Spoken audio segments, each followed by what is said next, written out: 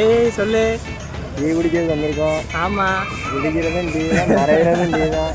ஆமாம், டீ இல்லாமல் இருக்க முடியலப்பா, என்ன பண்ணுறது சொல்லு. இதுதான் டீ குடிக்கிறது வந்திருக்கோம். என்ன செய்ய, காலையிலேருந்து டீ தான். காலையில் ஒரு டீ, மதியம் ஒரு டீ, சாயந்தரம் ஒரு டீ. சரி இப்போ ஒரு டீயை வாங்கிட்டு வா குடிப்போம். ஸ்ட்ராங்காக சொல்லு. ஸ்ட்ராங்கா அது எப்படி இருந்தாலும் பழனி தண்ணி மாதிரி இருந்தாலும் குடிக்காரடா செய்வோம். பரவாயில்ல, டீ அப்படியே வாங்கிட்டு வந்துட்டேன். குடிச்சு பார்ப்போண்ணே எப்படி இருக்குண்ணே. சூடாக இருந்தால் நம்ம போதும்.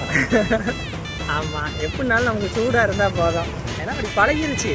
அடிக்கடி டீ குடிச்சு இல்லை சீனி இருக்கா இல்லைன்னா தேயிலை இருக்கா, ரெண்டுமே கம்மியாக இருக்கா அதிகமாக இருக்கா, எது இல்லைன்னு கூட தெரியாத அளவுக்கு போச்சு.